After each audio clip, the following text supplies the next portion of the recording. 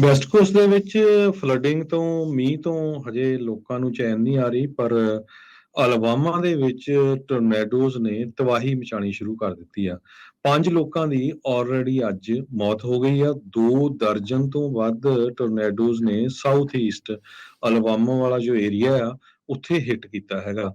ਕਹਿੰਦੇ ਪਈ 10,000 ਤੋਂ ਲੈ ਕੇ 15,000 ਫੁੱਟ ਦੀ ਉਚਾਈ ਤੱਕ ਜੋ ਡਿਬਰੀ ਸੀ ਉਹ ਦੇਖੀ ਗਈ ਆ। ਇੰਨੇ ਜ਼ੋਰ ਦੇ ਨਾਲ ਜਿਹੜੇ ਆ ਇਹ ਤੂਫਾਨ ਆਏ ਹੈਗੇ ਆ। ਟੋਟਲ ਕਹਿੰਦੇ ਪਈ ਪਿਛਲੇ ਦਿਨਾਂ ਦੇ ਵਿੱਚ 30 ਦੇ ਕਰੀਬ ਟੋਰਨੈਡੋ ਯੂਐਸਏ ਚ ਆਏ ਆ, ਪਰ ਇਸ ਏਰੀਏ ਚ ਜੋ ਆ 2 ਦਰਜਨ ਦੇ ਕਰੀਬ ਆ ਚੁੱਕੇ ਹੈਗੇ ਆ।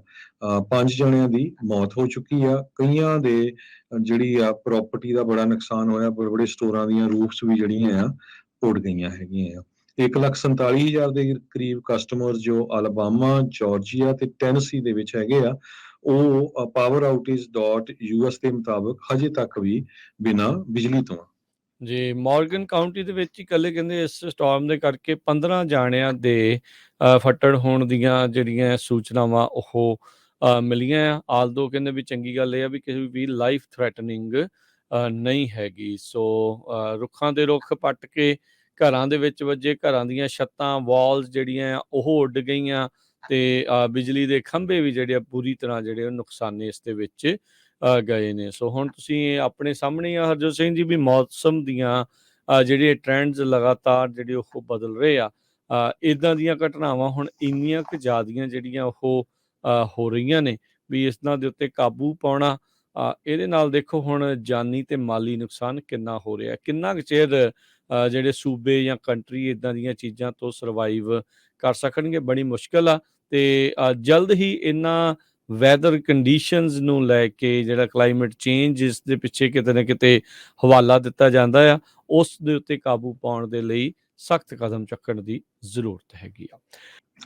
ਵੈਸਟ ਕੋਸਟ ਦੇ ਵਿੱਚ ਫਲੱਡਿੰਗ ਤੋਂ ਮੀਂਹ ਤੋਂ ਹਜੇ ਲੋਕਾਂ ਨੂੰ ਚੈਨ ਨਹੀਂ ਆ ਰਹੀ, ਪਰ ਅਲਬਾਮਾ ਦੇ ਵਿੱਚ ਟੋਰਨੈਡੋਜ਼ ਨੇ ਤਬਾਹੀ ਮਚਾਣੀ ਸ਼ੁਰੂ ਕਰ ਦਿੱਤੀ ਆ।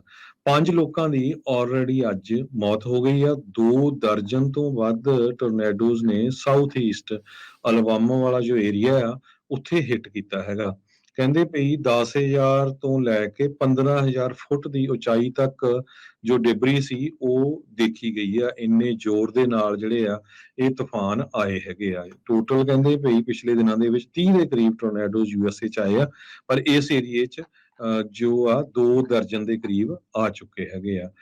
5 ਜਣਿਆਂ ਦੀ ਮੌਤ ਹੋ ਚੁੱਕੀ ਆ। ਕਈਆਂ ਦੇ ਜਿਹੜੀ ਆ ਪ੍ਰਾਪਰਟੀ ਦਾ ਬੜਾ ਨੁਕਸਾਨ ਹੋਇਆ। ਬੜੇ ਬੜੇ ਸਟੋਰਾਂ ਦੀਆਂ ਰੂਫਸ ਵੀ ਜਿਹੜੀਆਂ ਆ ਉੱਡ ਗਈਆਂ ਹੈਗੀਆਂ ਆ।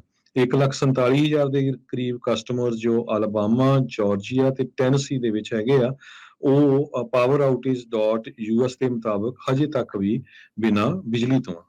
ਜੀ, ਮਾਰਗਨ ਕਾਊਂਟੀ ਦੇ ਵਿੱਚ ਹੀ ਇਕੱਲੇ ਕਹਿੰਦੇ ਇਸ ਸਟਾਰਮ ਦੇ ਕਰਕੇ 15 ਜਾਣਿਆਂ ਦੇ ਫੱਟੜ ਹੋਣ ਦੀਆਂ ਜਿਹੜੀਆਂ ਸੂਚਨਾਵਾਂ ਉਹ ਮਿਲੀਆਂ ਆ। ਆਲਦੋ ਕਹਿੰਦੇ ਵੀ ਚੰਗੀ ਗੱਲ ਇਹ ਆ ਵੀ ਕਿਸੇ ਵੀ ਲਾਈਫ ਥ੍ਰੈਟਨਿੰਗ ਨਹੀਂ ਹੈਗੀ। ਸੋ ਰੁੱਖਾਂ ਦੇ ਰੁੱਖ ਪੱਟ ਕੇ ਘਰਾਂ ਦੇ ਵਿੱਚ ਵੱਜੇ, ਘਰਾਂ ਦੀਆਂ ਛੱਤਾਂ ਵਾਲਸ ਜਿਹੜੀਆਂ ਆ ਉਹ ਉੱਡ ਗਈਆਂ ਤੇ ਬਿਜਲੀ ਦੇ ਖੰਭੇ ਵੀ ਜਿਹੜੇ ਆ ਪੂਰੀ ਤਰ੍ਹਾਂ ਜਿਹੜੇ ਉਹ ਨੁਕਸਾਨੇ ਇਸ ਦੇ ਵਿੱਚ ਗਏ ਨੇ। ਸੋ ਹੁਣ ਤੁਸੀਂ ਆਪਣੇ ਸਾਹਮਣੇ ਆ ਹਰਜੋਤ ਸਿੰਘ ਜੀ ਵੀ ਮੌਸਮ ਦੀਆਂ ਜਿਹੜੇ ਟ੍ਰੈਂਡਸ ਲਗਾਤਾਰ ਜਿਹੜੇ ਉਹ ਬਦਲ ਰਹੇ ਆ।